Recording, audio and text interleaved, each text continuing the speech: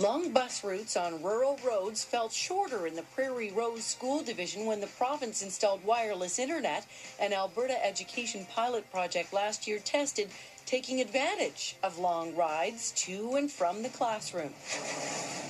But 60% of students connected for entertainment, not extra learning. And with many parents arguing kids need to disconnect more, the province says more research is needed and it will not be putting free Wi-Fi on buses. Some Alberta school divisions may still add the expense. Judy Arnall says it would interfere with parents trying to control their kids' screen time and internet activity. Judy is a certified parent educator with Professional Parenting Canada. Tom Keenan says government is giving up too easily. Getting kids to use bus Wi-Fi for studies can be done. Tom is a professor of environmental design and computer science at the University of Calgary. And Brian Angelic has the tough job of trying to please everyone. He is superintendent of schools with the Prairie Rose School Division. Welcome to Alberta Primetime, everyone. Thanks. Hi, Jennifer.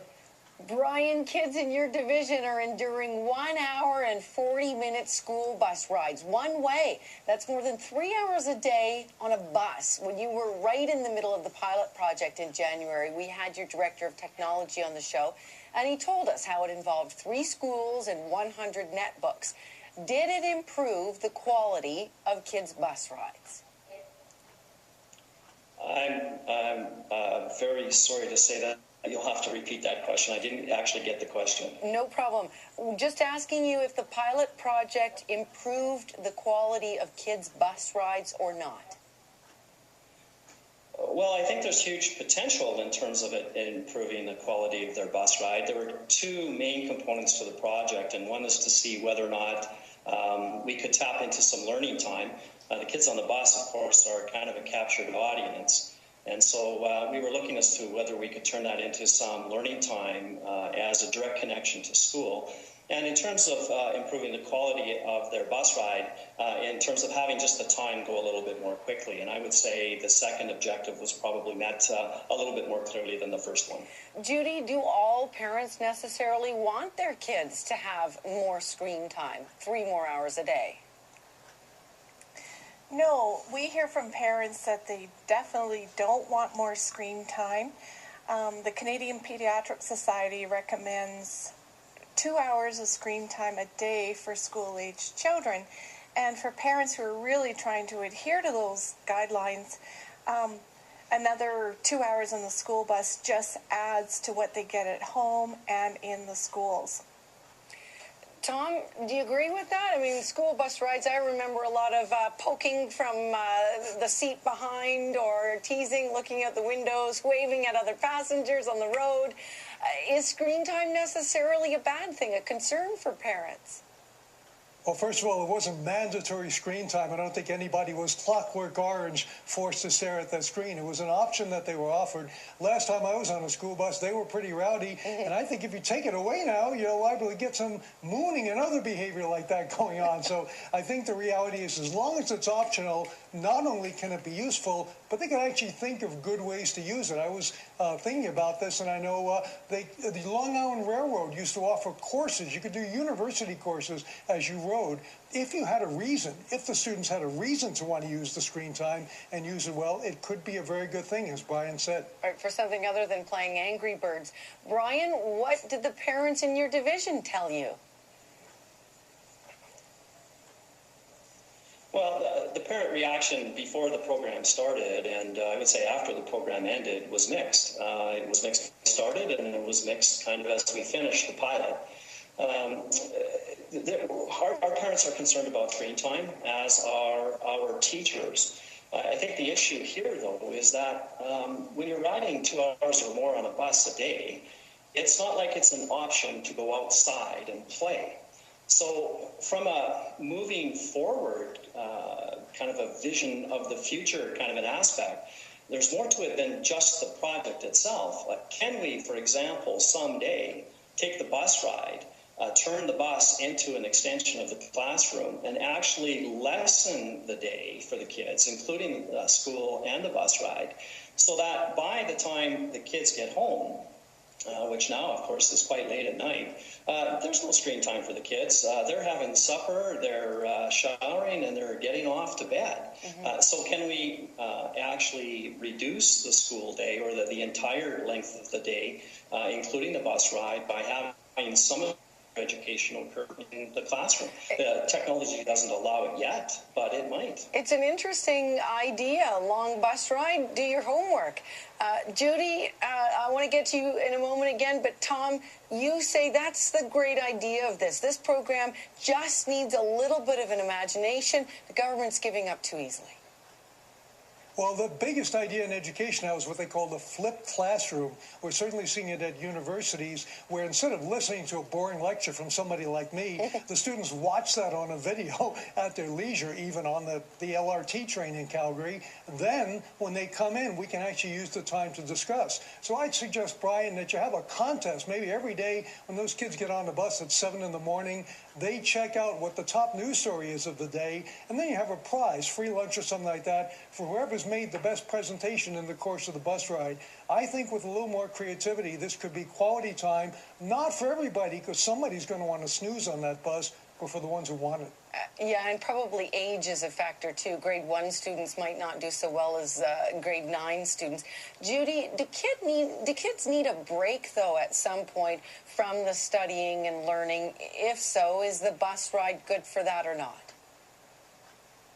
Well, I think if you want to put some learning on the bus, there are other ways to do it that don't involve screens, such as you could show a movie that is curriculum related. Isn't that a screen? Have a box of... It is, but it's different in that it forces kids to all watch the same curriculum movie rather than kids personalize their experience in going on Imgur or Pinterest or wasting their time that way. And also distribute some novels that are curriculum focused so that kids have a time and a space to read, which they're not doing these days. They also need downtime. They need time to sit and gaze out of the window and process that. And they also need socialization time. So poking the person next to you, that's part of learning too. Social skills. I'd like to see the money put into a bus monitor that can teach kids socialization skills on a bus rather than more academic content. I wonder if anybody in this pilot project thought of motion sickness too. You might need to supply gravel with the books and tablets, I'm not sure. But Brian, would your school division consider outfitting school buses with wireless internet all on its own without any provincial funding? Would you consider taking on that added expense, especially in today's education budget climate?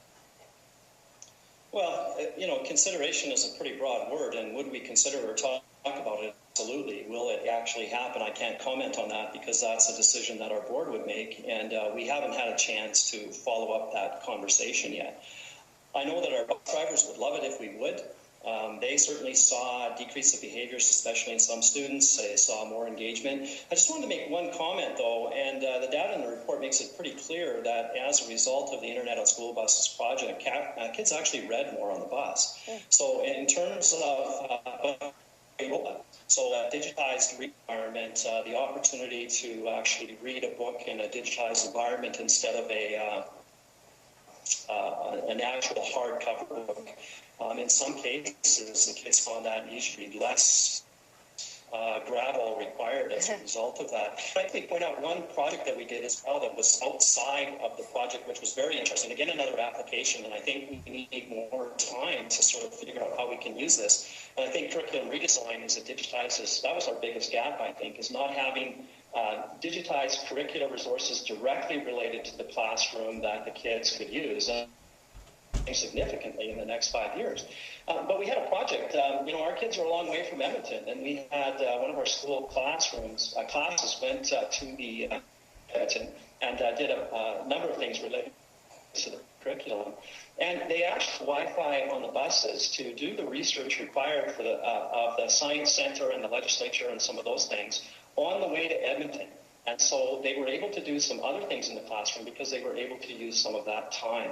And on the way back, they actually did the debriefing and the follow-up to the point where the kids handed in emailed their projects to the teacher by the time they got back to the school. And again, it saved other time. So the other main point is we never dreamt, and projects certainly proved that, we never intended for the kids to spend every minute in a 3-hour bus ride in a day on a screen or on the computers. And that just simply, for the most part, did not happen by far with most of the kids. So in the end, if you ever get a chance to read the report someday, you'll see that the kids, for the most part, did really take a pretty balanced approach. They continued to socialize, they continued to play cards, they continued to sleep, and it was just an option for some kids who were so inclined to try to get some more things done and save some time near the end of the day.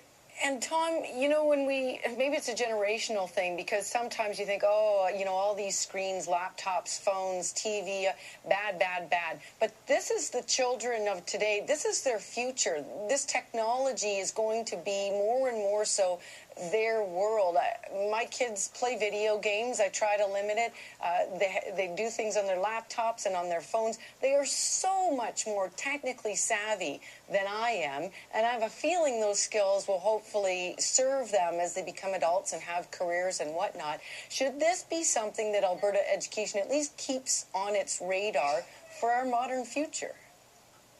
It definitely belongs on the radar. I mean, look, with Google Glass, soon people are going to be walking around looking at screens all the time. Admittedly, they call those people glass holes now, and I saw some of them recently in Las Vegas. It's pretty dumb. But let me make one more point. The rich kids already have Wi-Fi on the bus, because in most parts of the province, at least, you can get it. It's just that mom and dad are going to have to pay for it. So there's an equity issue here, too. You know, if some kids can get it and some kids can't, that's just not fair.